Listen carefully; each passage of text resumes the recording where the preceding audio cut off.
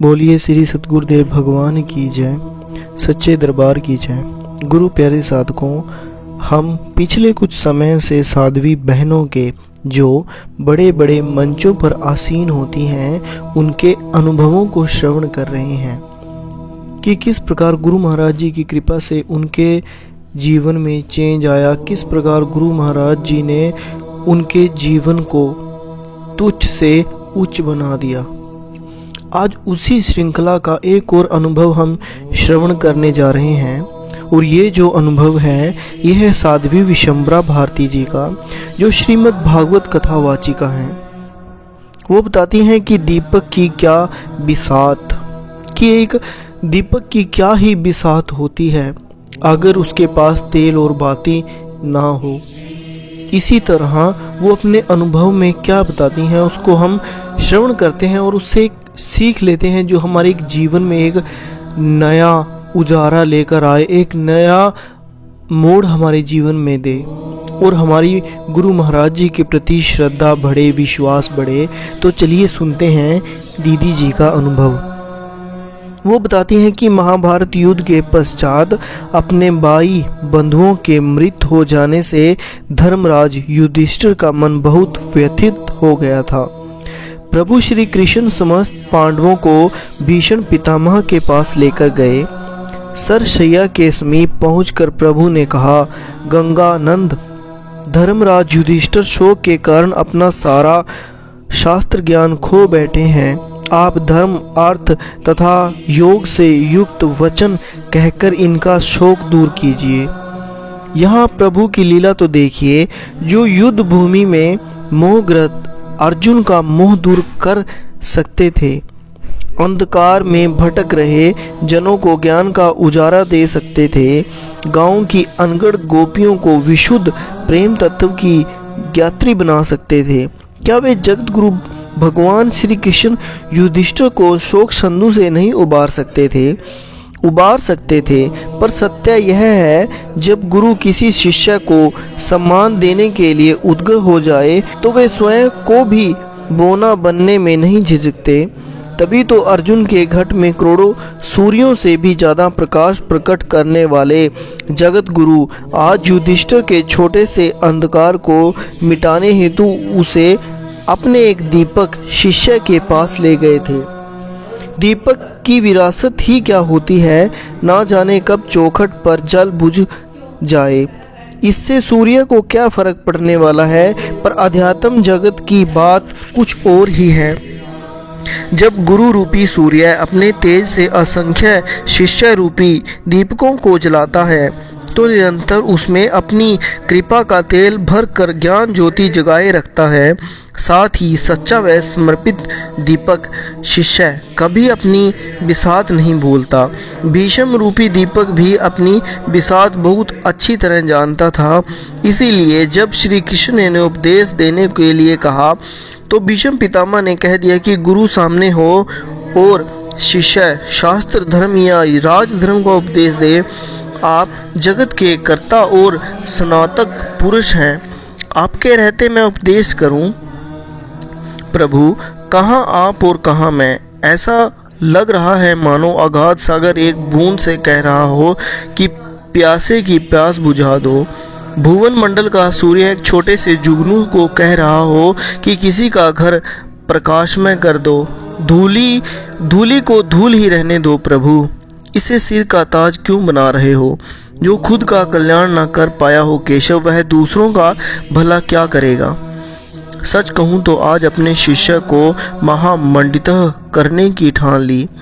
मुझे प्रतिष्ठित करने का अच्छा उपाय ढूंढा है प्रभु, तो जैसी आपकी आज्ञा। पर प्रभु, मेरी मजबूरी तो समझो। जिस प्रकार हवा के बिना चंदन का पेड़ अपनी खुशबू दूसरों तक नहीं पहुंचा पाता, उसी प्रकार मेरे भीतर जो ज्ञान छिपा है वह आपकी कृपा रूपी हवा के बिना मैं दूसरों तक नहीं पहुंचा पाऊंगा। इसलिए चला दीजिए अपनी कृपाओं का शीतल हवा। जब मैंने दिव्य ज्योति जागृति संस्थान के आध्यात्मिक मंचों से इस कथा को बांचा तो मुझे हर बार यही लगा कि यह घटना मेरे जीवन का ही यथार्थ भी है। गुरुदेव के समर्थ से ही दिशा निर्देश में ही हमारे कदम आगे बढ़ते हैं। उन्हीं की कृपा से हमारी वाणी बोलने का कार्य करती है और जब यह कार्य सफलता की चोटी को छू जाता है तो दुनिया हमें सम्मान दे बैठती है। तब रह रहकर मेरी आत्मा कहती है कि हमने तो उनके गोवर्धन रूपी महान मिशन में अनेक अपनी कमज़ोर छड़ी लगाने की कोशिश की है, नहीं जानते हैं कि वो उनका इतना सारा यश हमारी झोली में उड़ेल देंगे।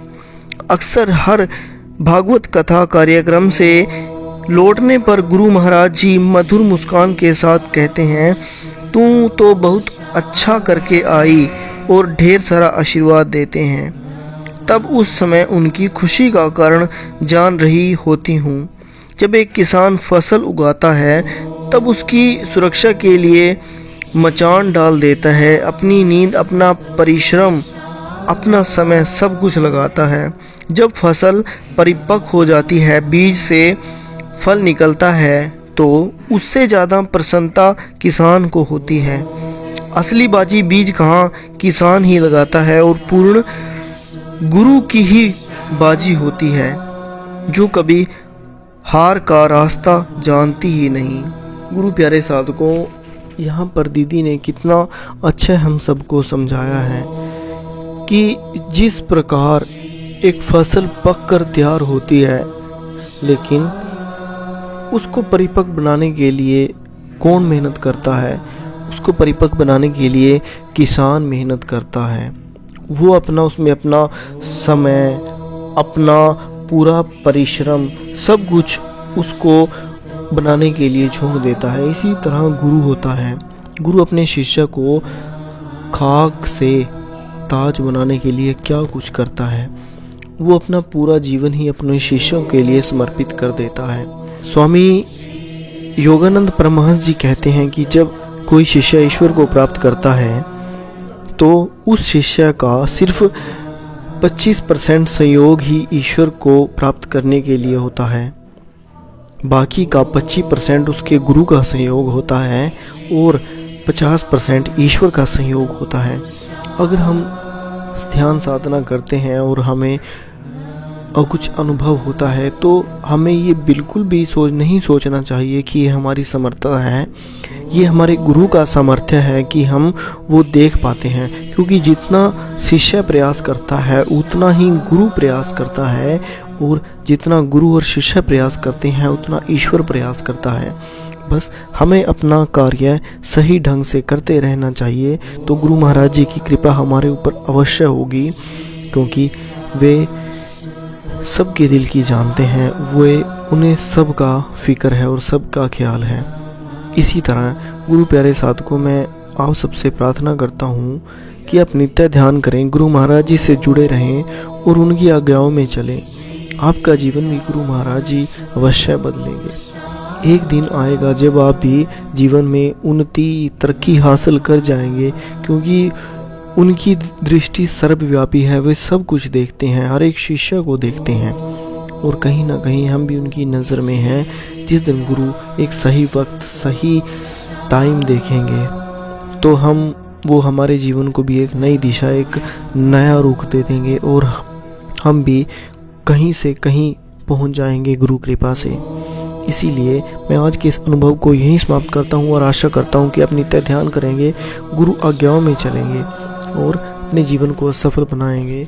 तो बोलिए श्री सद्गुरुदेव भगवान की जय, सच्चे दरबार की जय।